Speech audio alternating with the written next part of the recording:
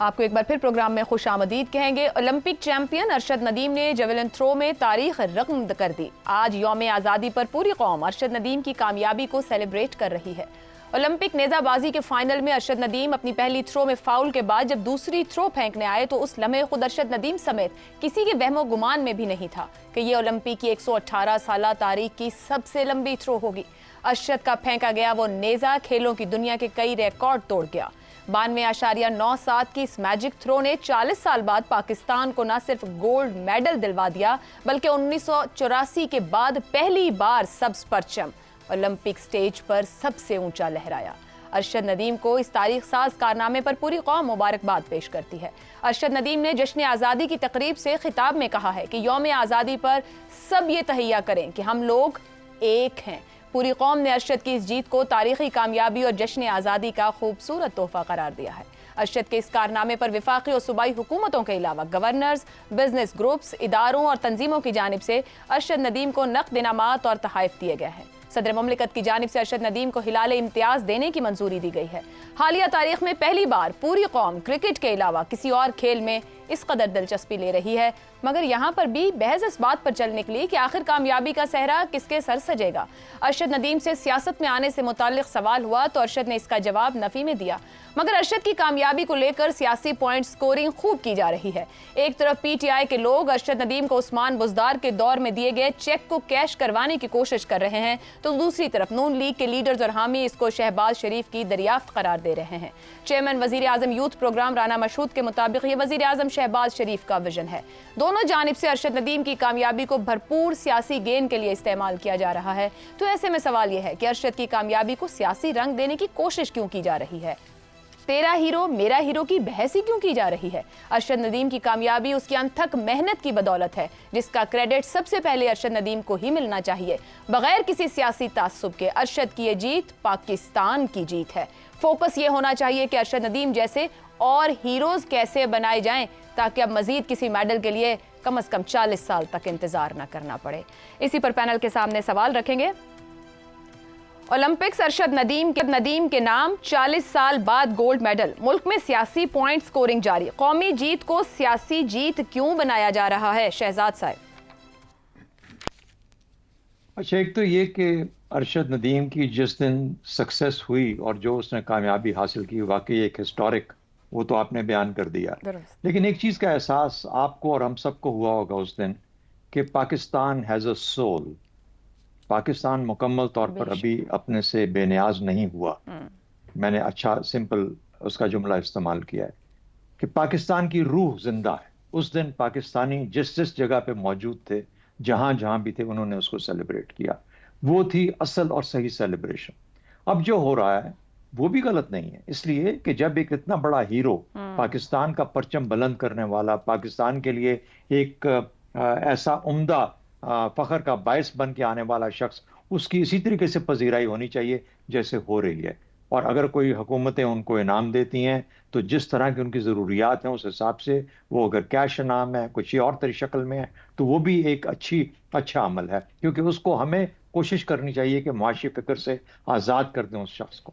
لیکن اس کے بعد اب کا جو سفر ہے، یعنی سیاسی پوائنٹ سکورنگ یا یہ جو آگے کا معاملہ ہے، یہ سیاست چلتی رہے گی، یہ کرتے رہیں گے سیاست، لیکن ہم اصل میں مہارت رکھتے ہیں بت بنا کے رکھنے کی، مورتیاں بنا لیتے ہیں فوراً لوگوں کی، اور ان مورتیوں کو پوجنا شروع کر دیتے ہیں اور بھجن گاتے ہیں ان کے، اور ہم سمجھتے ہیں کہ اگر مورتی بنا دو گے تو اس کے بعد وہ آدمی اس کو پوج تو آپ لوگے لیکن وہ کچھ کر نہیں پائے گا اگر مورتی میں ڈھل گیا تو۔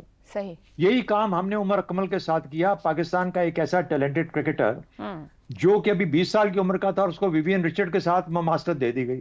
ویوین رچرڈ جس نے 20 سال کے کیریئر میں اپنا نام بنایا تھا، اتنی جلدی اپنا نام نہیں بنا پایا، وہ لڑکا اگلے 6 مہینے میں سال میں تباہ ہو کے رہ گیا۔ ٹھیک ہو گیا۔ یہی کچھ اس کے ساتھ ہونے جا رہا ہے۔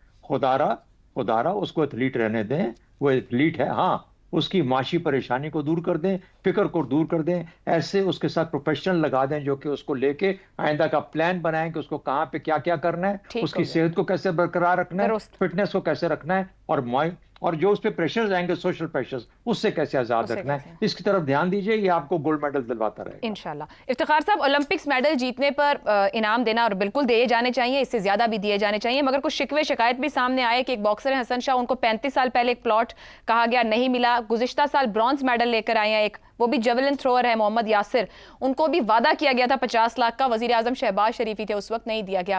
ابھی اس بات پر بہت اعتراض, بہت سے لوگ اس پر بھی خفا ہے کہ اتنے اعلانات اور یہ وہ سب کچھ, اور ہر کوئی اپنی اپنی جگہ پر اٹھ رہا ہے. یہ ایک جیلسی فیکٹر اور پھر بہت ساری کمٹمنٹس اگر پوری نہیں کی جا سکتی, اس کو ذرا ایڈریس کریں. میرا خیال ہے کہ ہم جو دوست چاروں بیٹھے ہیں یہاں پہ, یہ ذمہ داری لے لیں کہ اس کا تجزیہ کیا جائے کہ کس کو وعدہ کیا گیا تھا اور پیسہ نہیں دیا گیا.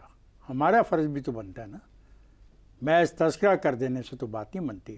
اور جس آدمی کا آپ نے بات کی کہ اس کو وعدہ کرنے کے بعد 50 لاکھ روپے نہیں ملا, تو اس پہ ہمیں تفصیلی ایک ریسرچ رپورٹ تیار کرنی چاہیے.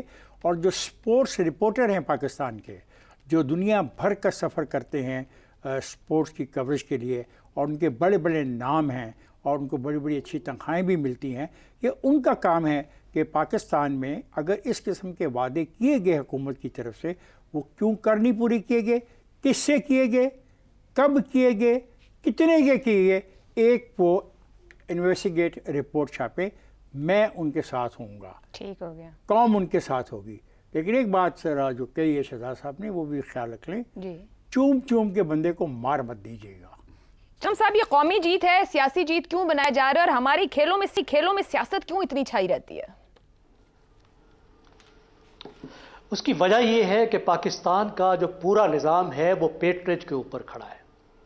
ہر عہدہ, ہر پیسہ, ہر چیز ایک انعام ہے جو اپنے کسی خوش آمدی کو, اپنے کسی وفادار کو, اپنے کسی مددگار کو مل رہی ہے. وہ کوئی قومی امانت نہیں ہے, وہ کوئی ادارے کی سربراہی نہیں ہے, وہ صرف ایک تحفہ ہے.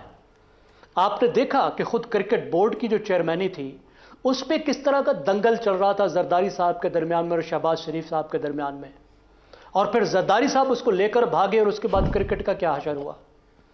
اسی طرح کھیل کے ہر ادارے کی سربراہی میں, یہ تو 2 دنگل والے ہیں نا, اس کے علاوہ ہمارے جو دوسرے ادارے ہیں وہ بھی بیچ میں آ جاتے ہیں, نہیں یہ ہمیں پکڑاؤ, یہ ہمیں پکڑاؤ. تو ایک مسلسل دنگل چلتا ہے کہ یہ پکڑنی ہے یہ تمام چیزیں اور اپنے وفاداروں میں بانٹنی ہیں تاکہ ہمارے قدم جو ہیں وہ مضبوط ہو سکیں. یہ ہے پاکستان کا المیہ, اور یہ ہے ہماری ترقی میں سب سے بڑی رکاوٹ. تو ہمیں جو بنیادی چیز جس پہ نظر رکھنی ہے کہ کھیلوں کا تعلق نوجوانوں سے ہے, کھیلوں کا تعلق صحت سے ہے, کھیلوں کا تعلق تعلیم اور تربیت سے ہے, کھیلوں کا تعلق اس بات سے ہے کہ ہماری جگہ جگہ گراؤنڈز ہونے چاہیے, کھیلوں کا تعلق کمیونٹی کی ڈیولپمنٹ سے ہے, لوگ جو کھیل کھیلتے ہیں وہ پروموٹ ہونے چاہیے. ایک فٹ بال لے کر ہم لاکھوں لوگوں کو, لاکھوں نوجوانوں کو کھیلوں پر لگا سکتے ہیں. فٹ بال پر کوئی توجہ نہیں.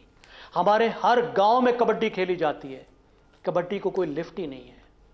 اور وہ لوگ ہیں تھکے ہوئے لوگ, میرے جیسے ریٹائرڈ لوگ, بزرگ لوگ, وہ لوگ عہدوں کے لالچ میں اور سیاستدانوں کی خوشامد کرنے والے لوگ, ان کے ہاتھ میں یہ سب چیزیں, اور نوجوانوں کے لیے جو اہم ترین ایک چیز ہے وہ تھما دی گئی ہے, المیہ ہے یہ.